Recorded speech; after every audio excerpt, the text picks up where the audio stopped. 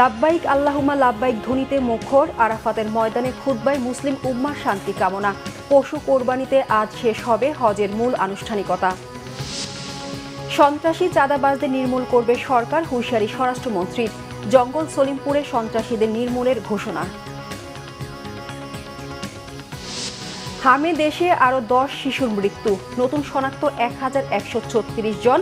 ঈদের ছুটিতে ঘাটতি হবে না চিকিৎসায়, আশ্বাস সংশ্লিষ্টদের। দেখছিলেন ক্রাউন সিমেন্ট সংবাদ শিরোনাম।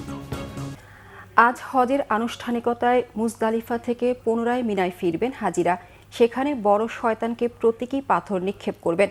এরপর মহান আল্লাহর সন্তুষ্টির আশায় পশু কোরবানি, মাথা মুন্ডন বা চুল ছাঁটা এবং কাবা শরীফ তাওয়াফে জিয়ারত সম্পন্ন করবেন।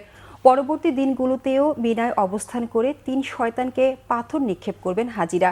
বিদায়ী তাওয়াফের মাধ্যমে শেষ হজের আনুষ্ঠানিকতা। বিস্তারিত মেহরাব হুসাইন খানের নেক্সট রিপোর্টে।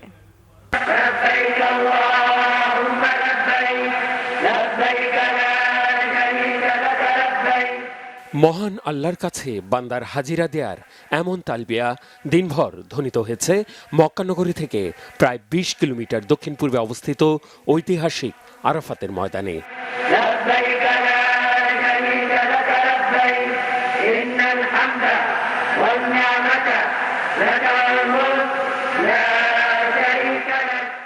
পাপ মুক্তির আশায় 9 জিলহজ ভোরে মিনা থেকে আরাফাতের ময়দানমুখী জনসমুদ্রে ছিলেন বিশ্বের বিভিন্ন প্রান্ত থেকে যাওয়া লাখো মুসল্লি।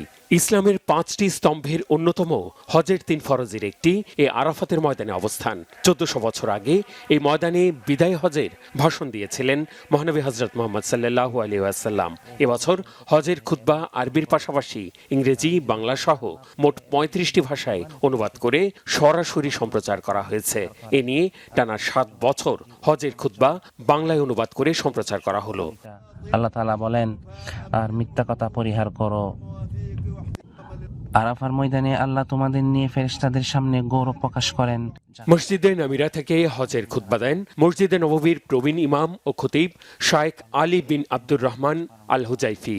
খুতবায় আল্লাহর মাহাত্ম্য আর পথভ্রষ্টদের জন্য শাস্তি নিদর্শন বর্ণনার পাশাপাশি হজের গুরুত্ব তুলে ধরেছেন তিনি। মনে করে দিয়েছেন নামাজ কায়েম করা আর যাকাত দেওয়ার দায়িত্ব।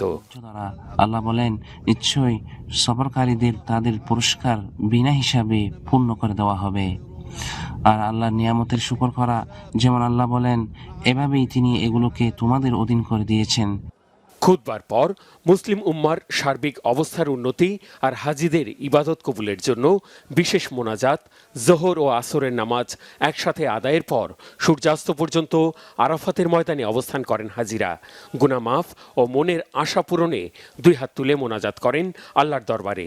সূর্যাস্তের পর 5 কিলোমিটার দূরে মুজদালিফায় নামাজ সহ নানা ইবাদত করার পাশাপাশি সংগ্রহ করবেন প্রতীকী শয়তানকে মারার জন্য পাথর।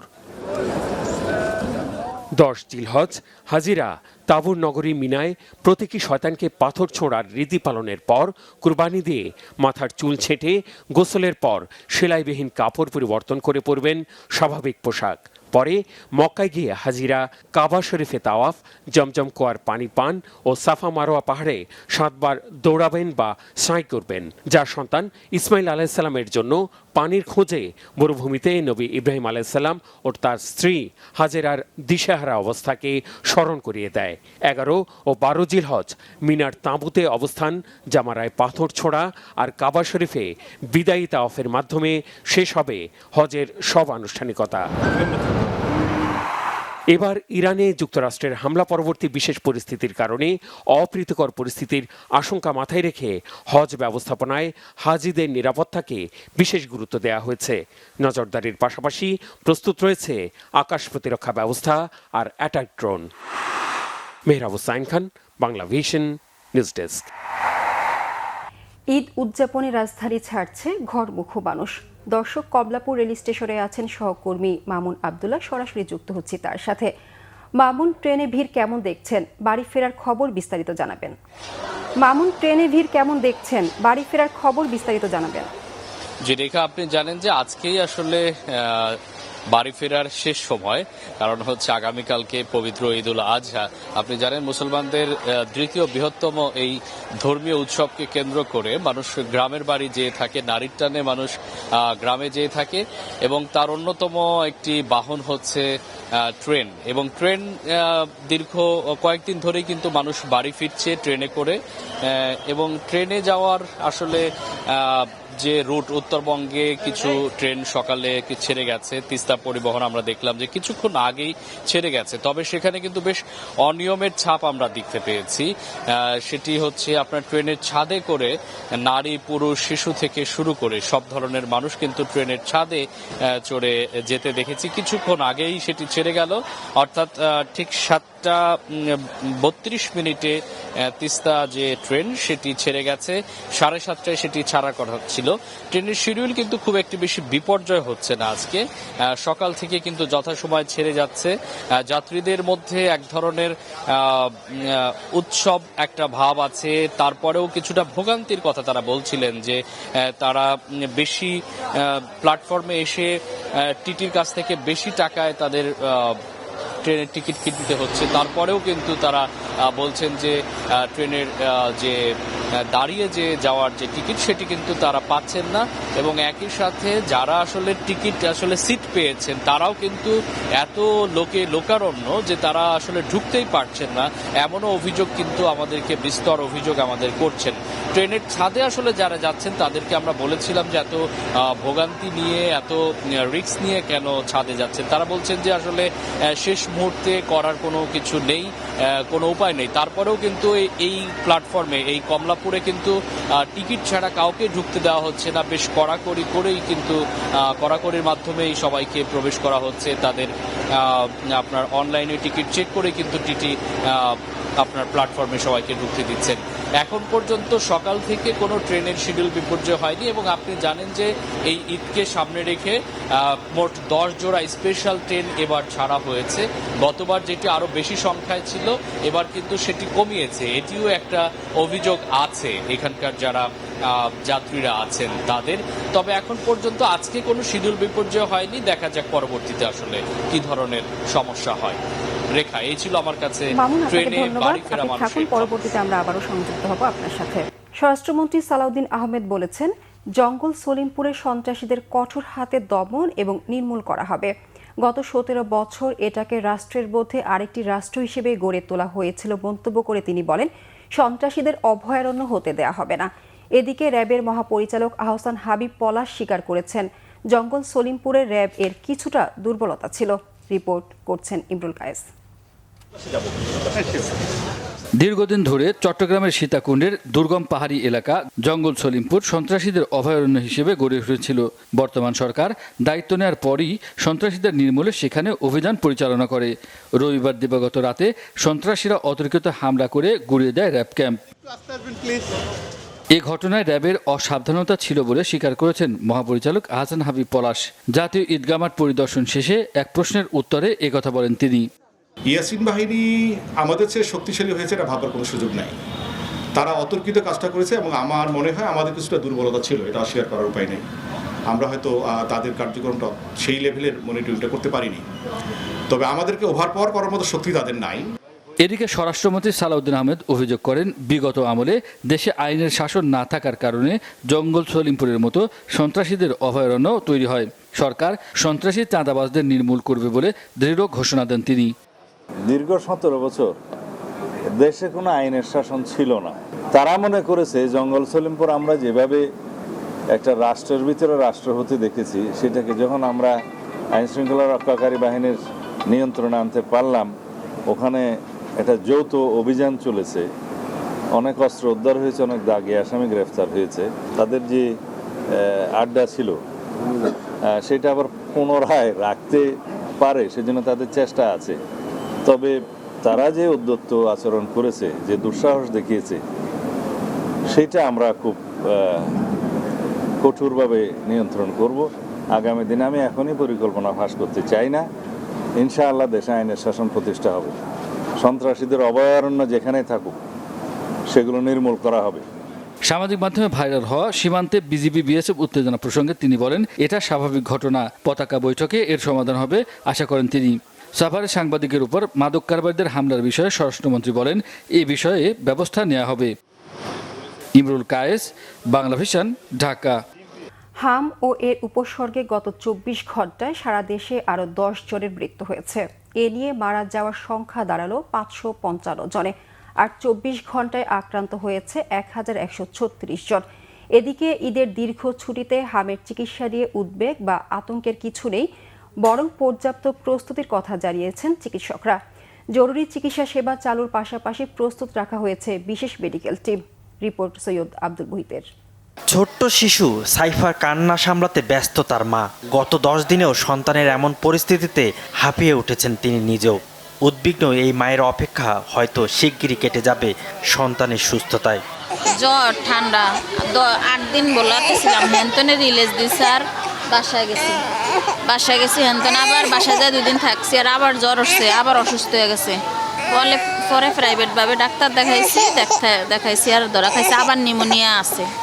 পরে আবার ডাক্তার আবার হসপিটাল ভর্তি করছে। আমার বাড়ি বরানদী হসপিটালে। হেনতন 3 দিন রয়েছি আর হামের সমস্যা দেখা দিচ্ছে।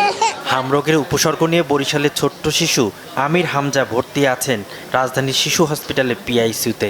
গেল 4 দিনেও উন্নতি না হওয়ায় উদ্বিগ্ন হামজার পরিবার, আর অসুস্থতায় অনেকটা নাজেহাল 10 মাসের শিশু সাজ্জাদকে স্বস্তি দিতে কোলে নিয়ে ঘুরছে তার পরিবার।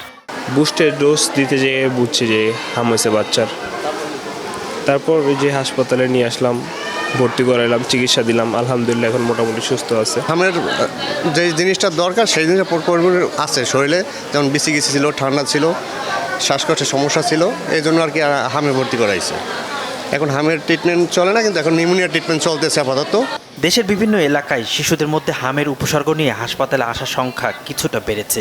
এ রোগে শুধু শিশু হাসপাতালে ভর্তি শতাধিক। চিকিৎসকরা আশ্বস্ত করছেন, ঈদের ছুটিতে চিকিৎসায় কমতি হবে না।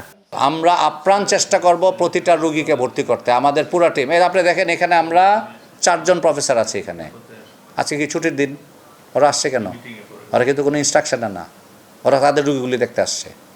এখানে যেমন 13টা ইউনিটের প্রত্যেকটা ইনচার্জ ডেলি আসতেছে। এটা ছুটি হোক, ঈদ হোক আর যাই হোক, তারপরে আবার রোস্টার করে দেওয়া আছে, ওরা আসবে। আপনি ইমার্জেন্সিতে যান, আউটডোরে যান, দেখবেন খোলা।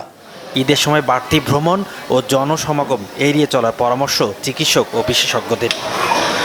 সৈয়দ আব্দুল মুহিত, বাংলা ভিশন, ঢাকা। এদিকে স্বাস্থ্য ও পরিবার কল্যাণ মন্ত্রী সরদার সাখাওয়াত হোসেন বলেছেন, আওয়ামী লীগ ও তত্ত্বাবধায়ক সরকার অর্থ লুটপাট করার জন্য বিদেশি দাতা সংস্থার কাছ থেকে টিকা সংগ্রহ করেনি। মঙ্গলবার দুপুরে মনোহরদী উপজেলা সম্মেলন কক্ষে স্থানীয় অসহায় জনগোষ্ঠীর মাঝে প্রধানমন্ত্রীর ত্রাণ ও কল্যাণ তহবিল হতে আর্থিক সহায়তা প্রদান অনুষ্ঠানে তিনি একথা বলেন। স্বাস্থ্যমন্ত্রী আরও বলেন, তারা চেয়েছে বেসরকারি প্রতিষ্ঠানের কাছ থেকে টিকা কিনতে, কিন্তু সেখানেও আর্থিক বিষয়ে তাদের মন মতো না হওয়ায় তারা টিকা কেনেনি, যে কারণে হঠাৎ করে হামের প্রাদুর্ভাব দেখা দিয়েছে। মন্ত্রী বলেন, বিএনপি ক্ষমতায় আসার পর দ্রুত টিকার ব্যবস্থা করে টিকা প্রদান কার্যক্রম চালু করে, ফলে এখন হামের প্রকোপ অনেকটাই কমে গেছে। আমাদের মাননীয় প্রধানমন্ত্রী আগামী অর্থ বছরে আমাকে 46,000 কোটি টাকা বাজেট দিয়েছে শুধু স্বাস্থ্য খাতে। ব্যাপক হারে স্বাস্থ্য খাতে আমরা কাজ করব। 1 লক্ষের বেশি স্বাস্থ্যকর্মী আমরা নিয়োগ করব, তার মধ্যে 80,000 মহিলা নেব। কোরবানির পশু বেচা কেনা ক্রেতা বিক্রেতা দুপক্ষই স্বস্তি প্রকাশ করেছেন বলে দাবি করেছেন স্থানীয় সরকার প্রতিমন্ত্রী মীর শাহে আলম। গতকাল রাজধানীর গাবতলীতে পশুর হাট পরিদর্শনে গিয়ে তিনি একথা জানান। প্রতিমন্ত্রী বলেন, সাময়িক কিছু অসুবিধা হয়েছে বৈরী আবহাওয়ার জন্য, তবে যে কোনো বিশৃঙ্খলা এড়াতে সরকার সজাগ রয়েছে। তিনি আরও জানান, এবার পশু বিক্রির জন্য রাজধানীতে আসা ব্যাপারী বা বিক্রেতাদের বাড়তি খরচ হয়নি। সবার সাথে রসিদের ব্যবস্থা কড়াকড়ি থাকায় অতিরিক্ত টাকা গুনতে হয়নি। জাল টাকার বিষয়ে অভিযোগ নেই। সব মিলিয়ে এবার কোরবানির পশুর হাটের ব্যবস্থাপনায় সন্তুষ্ট মীর শাহে আলম। এদিকে ডিএমপি কমিশনারও জানান, চাঁদাবাজি ও জাল টাকা এড়াতে আইন শৃঙ্খলা বাহিনীর সদস্যরা সতর্ক রয়েছে। ঈদুল আজহার পশু কোরবানিকে সামনে রেখে রাজধানীর কারওয়ান বাজারের কামারপট্টিতে দম ফেলার ফুরসত নেই। নতুন দাঁত ছুরি বেচা কেনার পাশাপাশি পুরনো সরঞ্জামে সান দিতেও ভিড় করছেন অনেকে। তবে অনলাইন কেনাকাটার কারণে আগের তুলনায় বিক্রি কমেছে বলে দাবি ব্যবসায়ীদের। বিস্তারিত জানাচ্ছেন আসমা আক্তার নূপুর। রাজধানীর কাউরান বাজারের ঐতিহ্যবাহী কামারপট্টি।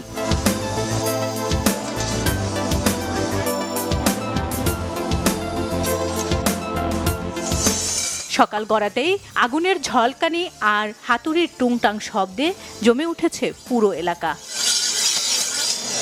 কেউ তৈরি করছেন নতুন দা, ছুরি ও চাপাতি, আবার কেউ ব্যস্ত পুরানো সরঞ্জামে শান দিতে। ঈদের শেষ মুহূর্তে সবচেয়ে বেশি চাপ এখন ধার দেওয়ার কাজে। কোরবানির আগে দা ছুরি ধারালো করতে ভিড় করছেন ক্রেতারা। চাপাটি নেওয়ার জন্য আসছিলাম। অনেক মোটামুটি অনেক পরিচিত, তো পুরাতন ছুরি ছিল জবাই করার, চাপাতি ছিল, ওগুলা বাড়ির জিনিসপত্রগুলো একটু ধারিয়ে নিলাম। অনলাইনে কিনলে এরকম বৃষ্টির মধ্যে আটকা পড়া লাগতো না আর কি, ঘরে বসে সুবিধা পাইতাম। তো দুনিয়া ছোট হয়ে আসতেছে, সব কিছুই মানুষ আমরা সুবিধা খুঁজি। তো এখন যেটা যেভাবে নেয় আর কি। তবে আগের বছরের তুলনায় এবার বিক্রি কিছুটা কম বলে জানান ব্যবসায়ীরা। তাদের দাবি, অনলাইনে দা ছুরি কেনার প্রবণতা বাড়ায় দোকানে ক্রেতা কমেছে। এবার ওই 2 নম্বর মালটা বেশি চলছে অনলাইনে। যত 2 নম্বর মাল আছে অনলাইনে যারা কিনছে হেরা মানে ঠগার ফালা। অনলাইনে আপনাকে একদম অযথা 14-15টা ছুরি দিয়ে একটা প্যাকেজ দিয়ে দেয়, বাকি মালগুলো কিন্তু আপনার অযথা কোনো কাজেই লাগে না। সেটা 4000-5000 আপনার কাছ থেকে নিচ্ছে, কিন্তু আপনি আসলে মূলত ঈদের দিন কাজ করতে গেলে কাজ করতে পারবেন না। হয়তো এর মধ্যে 1-2টা মাল ভালো থাকে, বাকি সবই একদম ভুয়া মাল দিয়ে দেয়। আর আমরা মনে করি মার্কেটে আসলে ওনারা রিজনেবল প্রাইসে মালটা কিনতে পারবে এখান থেকে, এবং ভালো একটা মাল তারা দেখে কিনতে পারবে। তবে কোরবানির জন্য ভালো মানের সরঞ্জাম কিনতে এখনো অনেকের ভরসা এই কামারপট্টি। হাতে দেখে যাচাই করে কেনাকাটা করতে পারায় এখানে আসছেন ক্রেতারা। 2 বছরে তার কাছে আসি, আমার ভালো চাকু দেয়, দেয় চাপাটিক দেয়, খুব ভালো। টাকা 10 টাকা বেশি নোক, 10 টাকা 20 টাকা বেশি নোক, দুঃখ নেই, মানে জিনিস ভালো পাই। ঈদের শেষ মুহূর্তের ব্যস্ততায় দিনরাত এক করে কাজ করছেন কামাররা। আগুন, ঘাম আর হাতুড়ির শব্দে জমে উঠেছে রাজধানীর পুরনো এই কামারপট্টি।